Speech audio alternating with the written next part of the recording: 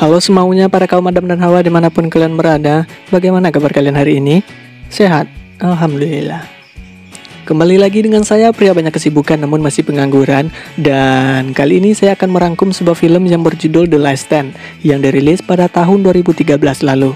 Film ini sendiri menceritakan tentang seorang polisi tua yang bernama Ray Owens yang diperankan oleh mantan tetangga saya yaitu Arnold maksudnya Arnold Schwarzenegger. Setelah mengundurkan diri dari Departemen Kepolisian LA, Sheriff Ray Owens memilih untuk hidup dalam ketenangan di pinggir kota Summerton Junction yang bahkan hampir terbebas dari kejahatan. Namun naas bagi Ray, seorang pengedar narkoba terkenal dan sudah mendapat centang biru yang bernama Gabriel Cortez melarikan diri dari penjara Las Vegas, dan Cortez sendiri akan melintasi wilayah kekuasaannya untuk menuju ke Meksiko. Maka dari itu Ray yang merasa memiliki tanggung jawab sebagai seorang polisi setempat dengan terpaksa harus mengumpulkan timnya untuk menangkap Cortez sebelum dia melintasi perbatasan dan menghilang untuk forever. Dan sebelum kita masuk ke filmnya, silakan subscribe dulu bagi yang belum dan nyalain lonceng notifikasinya.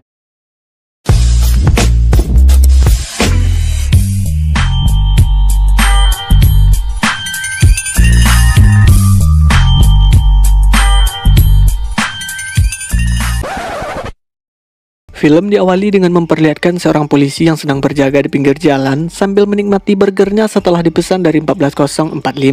Dan tak lama kemudian, seekor mobil dengan kecepatan roket intro milik si John melintasi jalan tersebut hingga membuat kaca mobilnya gemetar.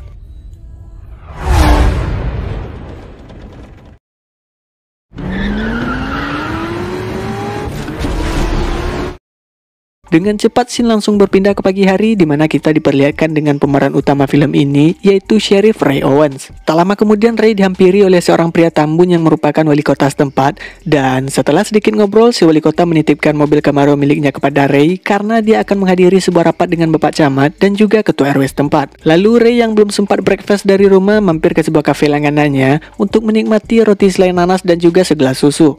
Di kafe itu Ray melihat dua orang pria asing yang sedang sarapan sambil berdiskusi satu sama lain. Lalu Ray yang merasa curiga kemudian menanyakan isi truk yang mereka bawa. Pria bernama Burrell ini mengatakan bahwa mereka membawa spare part mobil. Setelah mereka pergi, Ray yang suuzon mencatat plat nomor truk yang mereka gunakan untuk kemudian melacaknya. Adegan berpindah di mana dua orang polisi setempat sekaligus bawahan Ray yang bernama Mike dan Jerry sedang bermain tembak-tembakan karena tidak ada kasus yang harus mereka tangani. Di tengah keasikannya, Ray datang menghampiri mereka untuk memberi tugas yang mereka impikan, di mana Ray menyuruh kedua anggotanya untuk melacak nomor plat truk yang dia temukan tadi pagi. You got a museum here? And the tax returns to prove it. No, really? Yeah. Well, I got something for you. Okay. Come on, Sheriff. If you get a hit, pass it on to the troopers and try their citation. Di sisi lain, Burrell yang sudah sampai ke tempat tujuannya mencoba untuk membujuk seorang petani karena mereka akan menggunakan lahan si kakek tua itu. Namun belum sempat menjelaskan tawarannya, si kakek langsung menodongkan shotgun ke Burrell, dan itu menandakan Better take the lead. di kantor polisi kita diperlihatkan dengan seorang polwan yang bernama Sarah sedang berbicara dengan seorang tahanan, dan hanya dia satu-satunya tahanan di kantor tersebut. Di mana pria ini bernama Frank, seorang mantan militer. Dia ditahan karena mabuk-mabukan tanpa aturan. Frank sendiri merupakan mantan pacar dari Sarah dan juga sahabat dari Jerry. Karena tidak terbiasa dengan kasus untuk melacak plat nomor saja, Jerry bahkan tidak mengetahui caranya. Maka dari itu dia meminta kepada Mike untuk melacak plat nomor tersebut. Setelah menemukan identitas pemilik truk, Jerry pergi menemui Ray untuk memberitahu informasinya. Sekaligus Jerry curhat kepada Ray karena dia merasa tidak berkembang jika bertugas di tempat saat ini, sebab tidak ada kasus yang dapat dia tangani. Jerry juga bilang bahwa pekerjaan terbaiknya selama 4 hari terakhir adalah menyelamatkan kucing tetangga yang terjebak di atas pohon. Maka dari itu Jerry meminta Ray untuk memindahkannya ke LA. Dia adalah John Bannister yang akan memimpin untuk memindahkan seorang tahanan yang bernama Cortez ke tempat eksekusi hukuman mati di lapas Nusa Kambangan. Sebelum mereka pergi, John memberi motivasi kepada anggotanya dengan mengatakan bahwa Cortez adalah bos kartel berbahaya setelah Pablo Escobar, dan saya tidak percaya. Saat berhenti di lampu merah mega kuningan, tiba-tiba mobil yang membawa Cortez ditarik oleh sebuah magnet besar dan membawanya ke rooftop gedung yang ada di sana. John kemudian memerintahkan anggotanya untuk menaiki gedung tersebut, namun setelah mereka tiba di atas, ternyata Cortez sudah tidak ada di dalam mobil.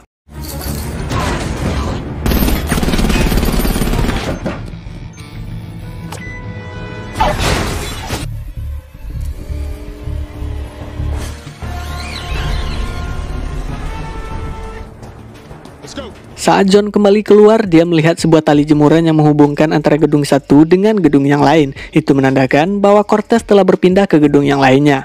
Tak lama kemudian John melihat seseorang yang mengenakan pakaian seperti pakaian seorang tahanan. Dan saat mereka menangkapnya, ternyata itu bukanlah Cortez, melainkan warga sipil yang sudah dibayar oleh Cortez untuk mengalihkan perhatian para FBI. Saat diinterogasi, pria ini mengolok-olok si John seolah-olah dia tidak mengerti bahasa Inggris. Dan di sisi lain, terlihat Cortez berhasil membawa seorang agen FBI yang bernama Richard untuk dijadikan sandera. Adegan berpindah ke Ray di mana pagi-pagi buta dia mendapat telepon dari seorang penjaga kafe langganannya yang bernama Christy. Christy bilang bahwa dia curiga dengan keadaan kakek tua yang biasa mengantarkannya susu karena saat dia buka toko, susu tersebut belum diterimanya. Dia juga khawatir bahwa terjadi sesuatu dengan kakek tua tersebut. Saat John memeriksa kamera CCTV, dia menemukan bahwa Cortez melarikan diri dengan menggunakan sebuah mobil Corvette ZR1 yang sudah dimodifikasi. Lalu salah satu anggota John mengatakan bahwa hanya ada satu cara untuk menghentikan mobil tersebut, yaitu dengan meledakkannya. Karena mobil dengan kecepatan tinggi yang dikemudikan oleh seorang mantan pembalap F1 sangat sulit untuk dihentikan. John kemudian memerintahkan anggotanya dan juga pihak kepolisian untuk melakukan razia zebra guna menangkap orang yang mengendarai mobil tersebut. Namun jumlah polisi yang begitu banyak ternyata tidak membuat nyali Cortez ciut. Dengan berbekal pernah menjadi sopir pemadam kebakaran, dia berhasil melewati polisi itu dengan sangat mudah.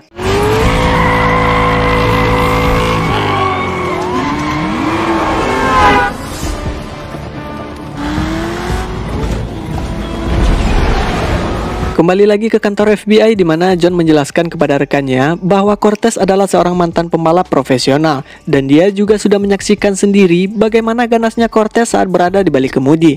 Tak lama kemudian John mendapat telepon dari Cortez di mana dia meminta John untuk menarik semua anggota yang berusaha menghentikannya. Karena jika tidak Cortez akan mengirim Richard dengan keadaan dibungkus kantong plastik dan juga korban akan terus berjatuhan. Di malam yang sama, Ray mengirim dua anggotanya yaitu Sarah dan Jerry untuk memeriksa kediaman kakek tua si penjual susu. Mereka menemukan kakek itu dalam keadaan sudah tidak bernafas. Lalu saat Ray tiba di TKP, dia melihat bahwa pria tua itu tewas dengan peluru yang menembus batok kepalanya. Dan Ray menyimpulkan bahwa pria tua itu dibunuh dengan menggunakan AWM. Di sisi lain ternyata Richard telah bekerja sama dengan Cortez dengan berpura-pura menjadi sandranya. Dan aksi Cortez pun dimulai dengan mengelabui para agen FBI yang mengejarnya sehingga para agen tersebut kehilangan jejak Cortez.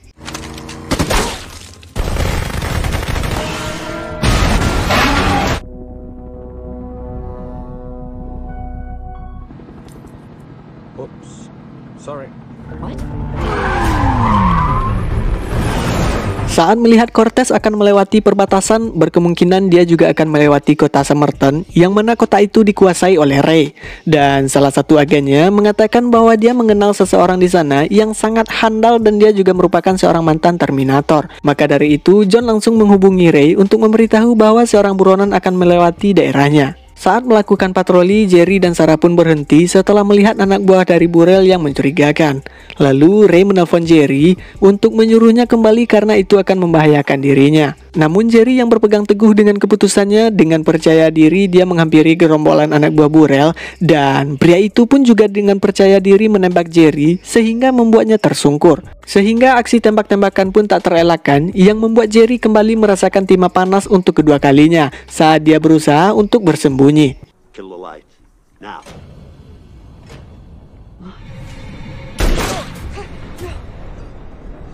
Tak butuh waktu lama, sang Terminator pun datang untuk menyelamatkan anggotanya, dan berhubung mereka kalah jumlah, Ray pun akhirnya memutuskan untuk keluar dari konflik tersebut dan membawa Jerry ke kantor untuk memberikan pertolongan pertama. Namun saat di perjalanan, Jerry menghembuskan nafas terakhirnya sehingga hal itu membuat Ray dan rekannya berduka, tanpa terkecuali Frank yang mengetahui bahwa sahabatnya sudah tiada. Dengan emosi yang tinggi dan juga dalam keadaan berduka, Ray menelpon John untuk menanyakan siapa buronan yang sedang mereka hadapi. Lalu John bilang bahwa buronan tersebut adalah Gabriel Cortez, sehingga dapat disimpulkan bahwa Ray mengetahui siapa Cortez sebenarnya. Maka dari itu Ray bilang jika dia mengetahui itu sebelumnya, maka dia tidak akan kehilangan salah satu petugas deputinya. Gabriel Cortez. What? Now why the fuck didn't you tell me?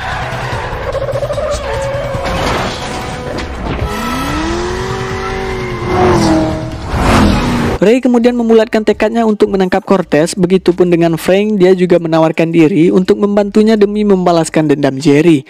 Berhubung Frank merupakan mantan militer terlatih, Ray menyuruh Sarah untuk melepaskan dan menjadikan Frank sebagai deputi mereka.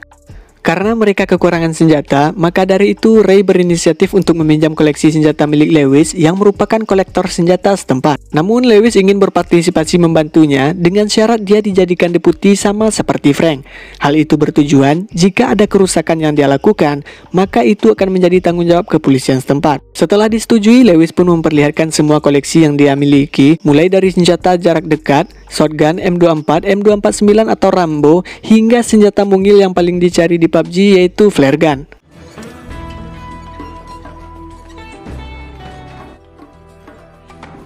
Let's go.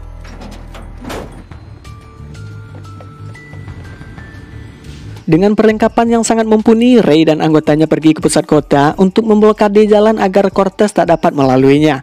Dan saat Ray menyuruh semua orang yang sedang berada di kafe langganannya untuk meninggalkan tempat tersebut, mereka hanya berdiam diri dan seakan tidak peduli dengan kematian. Di sisi lain kita diperlihatkan dengan John dan Phil sedang berada dalam jet pribadi untuk menuju ke Summerton. Dan Phil memperlihatkan bahwa yang dikatakan oleh Ray sebelumnya benar, di mana Cortez telah membangun sebuah jembatan untuk keluar dari perbatasan menuju ke Meksiko. Phil juga menemukan fakta tentang Ray, di mana Ray dulunya merupakan seorang anggota LAPD dan telah menggagalkan setengah ton kokain. Dalam operasi tersebut, Ray mendapatkan banyak medali, namun beberapa orang rekannya tewas.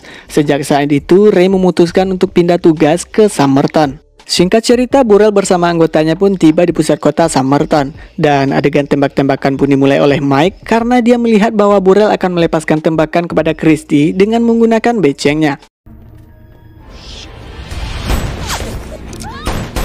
Tak mau berlama-lama, Burrell pun menyuruh anggotanya menembakkan RPG ke Mike agar konflik segera berakhir. Namun ternyata Mike berhasil menghindari RPG tersebut dan keluar dengan menembaki Burrell secara membabi buta menggunakan Thompson-nya. Namun sayang, Mike akhirnya tersungkur setelah timah panas mengenai lengannya.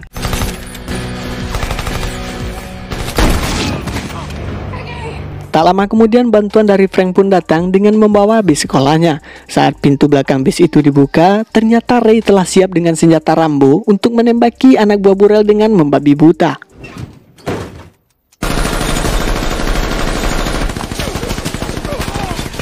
Nice shooting, Sheriff. Melihat salah seorang anggota Burrell akan menghampiri Sarah, Frank dengan tekad cinta yang kuat pun pergi menyusulnya dan menembaki pria itu tanpa belas kasihan. Dan ternyata baru kali ini saya mengetahui fungsi dari flare gun sebenarnya, di mana flare gun tersebut dapat menghancurkan targetnya hanya dengan satu ledakan.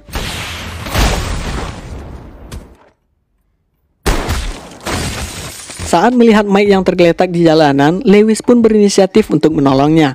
Namun sayang, Burrell yang melihat itu langsung menembaki Lewis sehingga pertolongannya pun kandas. Setelah semua anggota Burrell tewas di konflik yang sedang berlangsung, kini giliran Ray sendiri yang akan menyingkirkan Burrell dengan pengalaman yang dia miliki selama ini. Dengan insting yang kuat, Ray berhasil menyingkirkan salah satu telinga yang dimiliki Burrell dan diakhiri dengan satu tembakan headshotnya.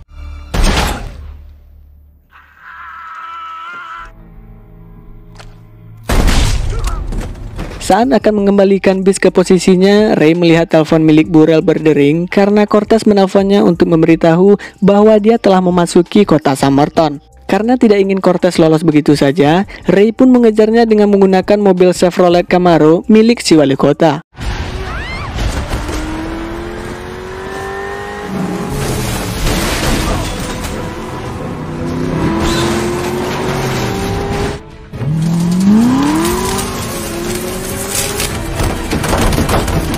Saat mereka sama-sama berhenti, Cortez tidak mengetahui di mana posisi Ray. Begitupun sebaliknya, Ray juga bingung di mana posisi Cortez sebenarnya. Padahal mereka berhenti bersebelahan seperti dua mobil yang sedang parkir. Namun tidak mau menghabiskan waktu lebih lama, Cortez pun mencuri start lebih dulu, kemudian diikuti dengan Ray. Yang akhirnya dengan terpaksa Cortez berhenti setelah mobilnya menabrak mesin untuk memanen jagung. Tuh kan, jagungnya udah mau dipanen. Karena tidak ingin perjuangannya sia-sia, Cortez pun memutuskan untuk jalan kaki mencapai jembatan yang sudah dibangun oleh anak buahnya. Namun tanpa diketahui, ternyata Ray lebih dulu mencapai garis finish. Dengan sedikit basa-basi, Cortez menawarkan Ray dengan uang jutaan dolar agar dia diizinkan melewati perbatasan tersebut dan menikmati kebebasannya. Namun ternyata Ray tidak tergiur dengan tawaran Cortez karena Ray masih berpegang teguh dengan sumpahnya sebagai seorang polisi. Maka dari itu, Ray menyuruh Cortez untuk memborgol dirinya sendiri atau dia yang akan melakukannya.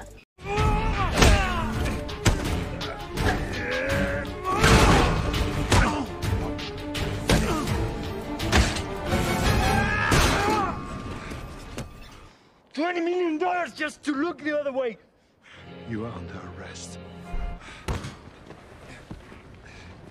Setelah kota Somerton berantakan akibat konflik tadi, para agen FBI yang dipimpin oleh John pun tiba ke lokasi itu. Dan ternyata, mobil Camaro yang sebelumnya memiliki atap kini jadi mobil Camaro edisi terbaru.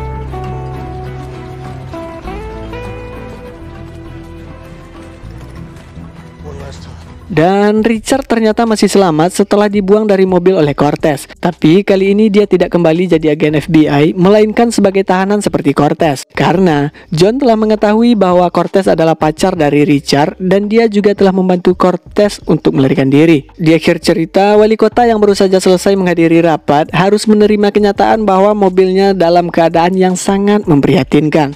Dan film pun tamat.